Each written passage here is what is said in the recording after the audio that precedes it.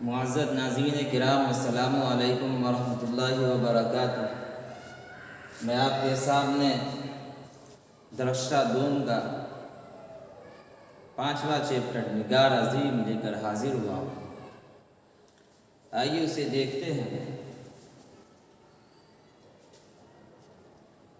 نگار عظیم عہد حاضر کی ایک اہم افسانہ نگار ہے۔ نگار عظیم یہ عورت کا نام ہے، عہد حاضر زمانہ موجودہ۔ ان کا اصل نام جو ہے نگار عظیم کا، وہ ملکہ مہر نگار تھا۔ نگار عظیم کا اصل نام ملکہ مہر نگار۔ یہ اردو دنیا کے اندر کافی مقبول و مشہور ہوئی۔ اردو کے علاوہ انہوں نے ڈرائنگ اور پینٹنگ میں ایم اے کیا۔ نگار عظیم نے اردو کے علاوہ انہوں نے ڈرائنگ اور پینٹنگ میں ایم اے کیا۔ جامعہ ملیہ اسلامیہ سے پی ایچ ڈی کی ڈگری بھی حاصل کی۔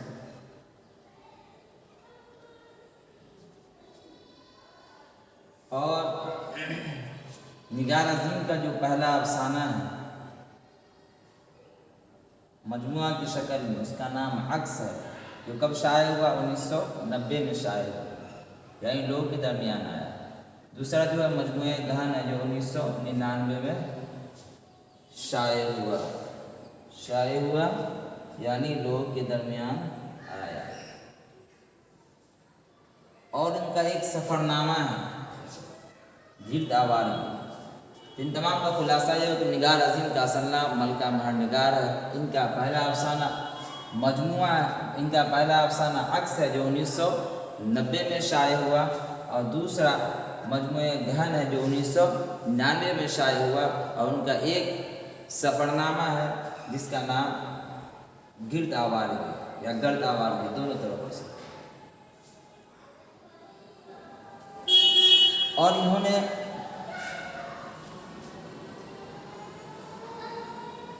بہادر شاہ ظفر کی شخصیت، ان کی شاعری پر بھی اہم تنقیدی کتاب شائع کی۔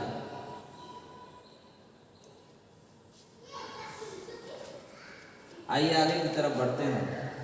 نگار عظیم نے جو افسانہ لکھا اس کا نام آشیانہ ہے، اور آشیانہ بولتے ہیں گھر کو، وہ گھر جس کو انسان تنکا جمع کر کے اپنے گھر کو تیار کرے، تھوڑا تھوڑا کر کے اپنے گھر کو تیار کرے۔ واقعہ یہ ہے کہ ان کے بیٹا جو ہے اس کا نام سراج ہے، اور بہو کا نام عرفانہ ہے، اور یہ ان کے والد کا نام جو ہے وہ برکت علی ہے، اور ان کی بیوی کا نام زرینہ ہے۔ بیٹا اور بہو باہر رہا کرتی ہے، اور برکت علی صدیقی جو ان کی بیوی زرینہ ہے، یہ خوشحالی کی زندگی گزار رہی تھی بیٹے کے پاس جا کر، اور بیٹے کی جب شادی ہوئی اور وہ اپنے گھر چلی گئی، بیٹے سراج کی بھی شادی ہو گئی، وہ بھی اپنی بیوی عرفانہ کے ساتھ بنگلور چلا گیا۔ بیٹی کی شادی ہوئی، وہ اپنے سسرال چلی گئی، بیٹا کی شادی ہوئی، اپنی بیوی کے ساتھ بنگلور چلا گیا، جہاں اسے کمانے کے لیے ایک اچھا کاروبار مل گیا، وہ کام کرنا شروع کر۔ رہی بات ان کے والد برکت علی صدیقی کی، جو ایک اعلیٰ عہدے پر فائز تھے لیکن ریٹائر کر گئے، اس کے بعد یہ دونوں چلے گئے بنگلور بیٹا کے پاس۔ وہاں جانے کے بعد بہو ان کی خوب خدمت کرتی اور ان کو کسی کام کرنے کی مہلت نہیں دیتی تھی، اور جب کوئی کام کرتی تو انہیں سمجھاتی کہ آپ رہنے دیجیے، میں خود کر لوں گا، آپ کا کام تو بس آرام کرنا ہے۔ خلاصہ کلام یہ کہ آخر میں ان کے باپ تنگ آ کر اپنی بیوی سے اشارے میں کہتے ہیں کہ مجھے اپنے گاؤں جانا ہے، جہاں میں لوگوں کے ساتھ ملوں گا، اٹھ بیٹھک کروں گا، اور اس کے ساتھ رہن سہن کروں گا، تاکہ مجھے صحیح طریقے سے زندگی گزارنے میں مزہ آئے گا۔ ہر آدمی کو اپنے پرانے گھر سے محبت ہوا کرتی ہے۔ اس کا خلاصہ بس وہی ہے۔ آئیے آگے دیکھتے ہیں۔ مختصر سوالات کے اندر چلیں۔ نگار عظیم کا اصل نام کیا ہے؟ جواب دینا۔ نگار عظیم کا نام اصل ملکہ مہر نگار۔ نگار عظیم نے کس موضوع میں ایم اے کیا؟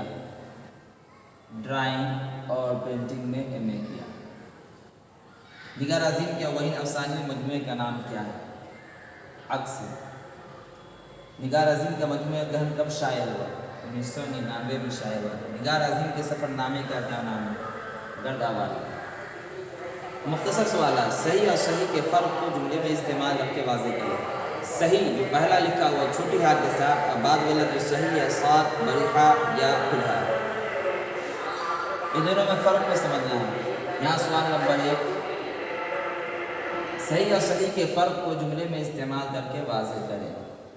جواب، اگر تم یہ سین چھوٹی ہا یا کا ہے، اگر تم دوسرے کو فائدہ نہیں پہنچا سکتے تو نہ صحیح دوسرے کو نقصان نہ پہنچاؤ۔ اور مذہب اسلام کے اندر یہی طریقہ ہے کہ اگر تم دوسرے کو فائدہ نہیں پہنچا سکتے اپنی ذات کے ذریعے تو اس کو نقصان بھی پہنچانا نہیں چاہیے، یہ غلط طریقہ ہے کہ کوئی آدمی نقصان پہنچاتا ہے۔ اور صحیح جو ساتھ سے ہے، سات بریحہ یا پھر بریحہ، دوسرے کو نقصان پہنچانا یہ صحیح نہیں ہے۔ دوسرا سوال، نگار عظیم کی شخصیت پر 5 جملہ۔ جب آپ اس کتاب کو پڑھیں گے تو خود بخود آپ کو نگار عظیم کے متعلق باتیں آ جائے گی کہ نگار عظیم کی کیا حیثیت ہے اس کے اندر، اور انہوں نے کون کون سا کارنامہ انجام دیا۔ مثال کے طور پر بتا دیتے ہیں کہ یہ اہم افسانہ نگار ہے اور انہوں نے اردو دنیا میں کافی شہرت پائی، اور اردو میں انہوں نے ڈرائنگ اور پینٹنگ میں ایم اے کیا، اور انہوں نے سفر نامے بھی لکھے، اور انہوں نے بہادر شاہ ظفر کی شخصیت ان کی شاعری پر ایک اہم تنقیدی کتاب بھی لکھی، اور جامعہ ملیہ اسلامیہ سے PhD کی ڈگری بھی حاصل کی۔ بات ختم ہو گئی۔ تیسرا، صنف افسانہ پر 5 جملے لکھے۔ جواب، صنف افسانہ نثر کی ایک بیانیہ تخلیقی صنف ہے۔ اس میں یعنی افسانے کے اندر واقعات ہوتے ہیں، واقعات کی تفصیل ہوتی ہے، وحدت تاثر کو مرکزی حیثیت حاصل ہوتی ہے۔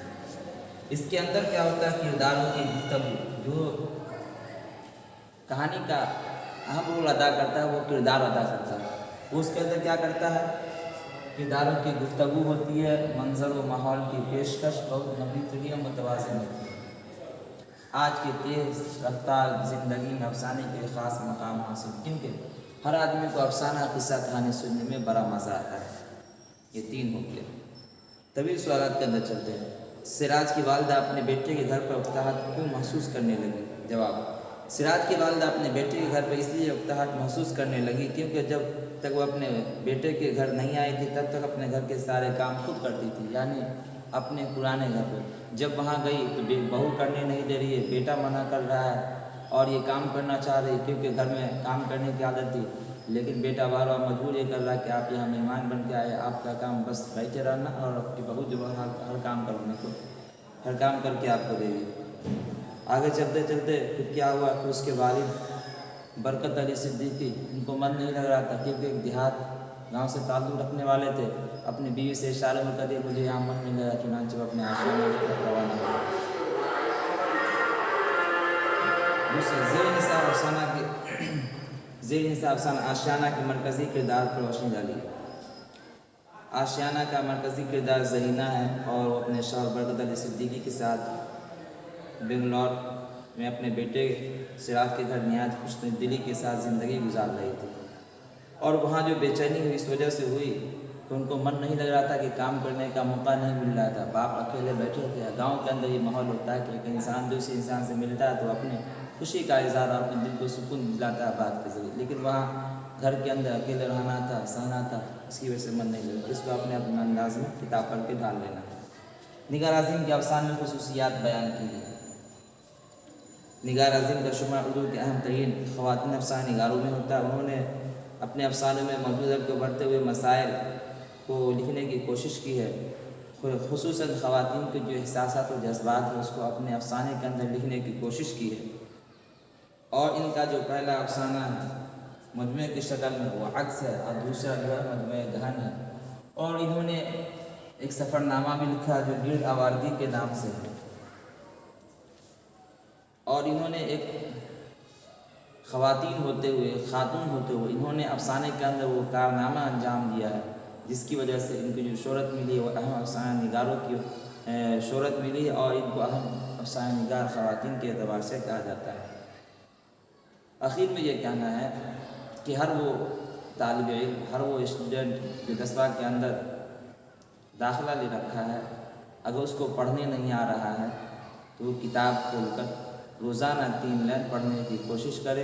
اگر لکھنے نہیں آ رہا تو اسی 3 لائن کو پڑھ کر 2-3 مرتبہ پہلے دیکھ کر لکھے، پھر زبانی لکھے، اسے پڑھنا بھی آئے گا اور لکھنا بھی آئے گا۔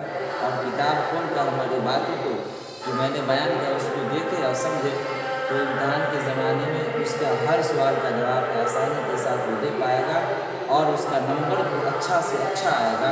اور اپنے دوستوں کو بھی شیئر کریں، ہمارے ویڈیو کو خود بھی دیکھیں، لائک بھی کریں، نہیں لائک اور شیئر ہمارے لیے فائدہ مند ثابت ہو سکتا ہے۔ فقط والسلام، پھر کل